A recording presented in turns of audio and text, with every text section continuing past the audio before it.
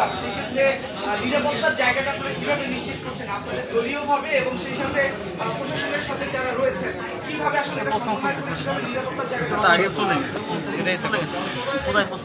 একটু হয়ে গেছে একটা আমরা আলহামদুলিল্লাহ এটা খুব গুরুত্বপূর্ণ এবং বর্তমান পরিস্থিতি এটা একটা গুরুত্বপূর্ণ ইস্যু।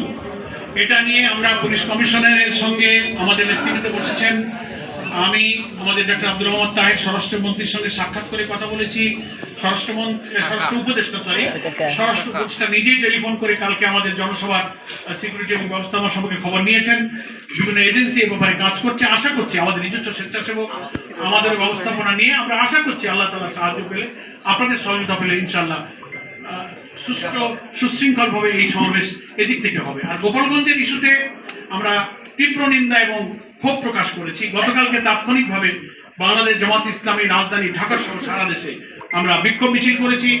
আমাদের সম্মানিত আমলি জামাত এই ঘটনা ঘটার পরই স্বরাষ্ট্রমন্ত্রী এবং দেশের খুব উচ্চপদস্থ গুরুত্বপূর্ণ এজেন্সির সঙ্গে সরাসরি কথা বলে যখন গোপালগঞ্জে এনসিপির নেতৃবৃন্দ আটকা পড়ে গেলেন, ডিসি অফিস, এসপি অফিসে তাদেরকে রেস্কিউ করার জন্য সরাসরি গুরুত্বপূর্ণ জায়গায় আমাদের আমির জামাত নিজেই মনিটর করেছেন, কথা বলেছেন।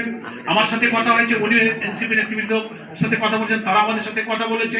আমরা এর তীব্র নিন্দা জানিয়েছি, আমরা তাদের পরামর্শ দিয়েছি।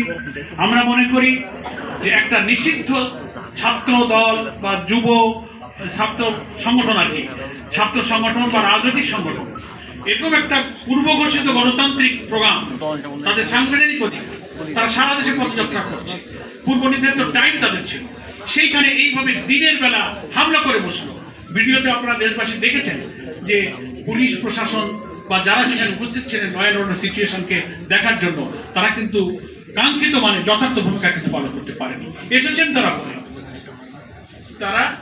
এসেছে পরে, কিন্তু তখন কিন্তু দুর্ঘটনা কিন্তু ঘটে গেছে। যাই হোক, তারপরে আমাদের আমির জামাত সহ দেশবাসী যখন উদ্বিগ্ন হয়েছেন, গুরুত্বপূর্ণ জায়গায় আমরা কথা বলেছি, তারপরে তাদেরকে উদ্ধার করে নিরাপদে তাদেরকে পাঠাবার ব্যবস্থা নেওয়া হয়েছে। এটার জন্য আমরা তীব্র নিন্দা জানাই এবং বিস্ময়ের ব্যাপার যে সশস্ত্রভাবে গোপালগঞ্জের সেই সব জায়গাগুলোতে তারপরও তারা যে মিছিল করেছে, বিক্ষোভ করেছে, ডিসি অফিসে, এসপি অফিসে হামলা করেছে, কারাগারে হামলা করেছে, এটা খুবই ন্যাক্কারজনক। এর আমরা তীব্র নিন্দা জানাই এবং এই অবস্থা নিরসন হওয়ার জন্য আজকে সারা দেশে জামাত ইসলামী বিক্ষোভ দিবস ঘোষণা করেছে। সারা দেশের সকল মহানগরী জেলাতে আমরা বিক্ষোভ মিছিল করব। আমরা পত্রিকায় স্টেটমেন্ট করেছি, আমরি জামাত ফেসবুকে তার গুরুত্বপূর্ণ স্ট্যাটাস দিয়েছেন, সবই হয়তো আপনারা দেখেছেন। আমরা ফ্যাসিবাদ বিরোধী আন্দোলনে যারা রাজপথে ছিলেন, যারা জুলাই অভ্যুত্থানের চেতনা লালন করেন, তাদের উপর এই জাতীয় যে কোনো ফ্যাসিবাদী হামলাকে রুখে দেওয়ার জন্য জামাত ইসলামী দৃঢ় প্রতিজ্ঞ আছে। তাদের পাশে আমরা থাকবো।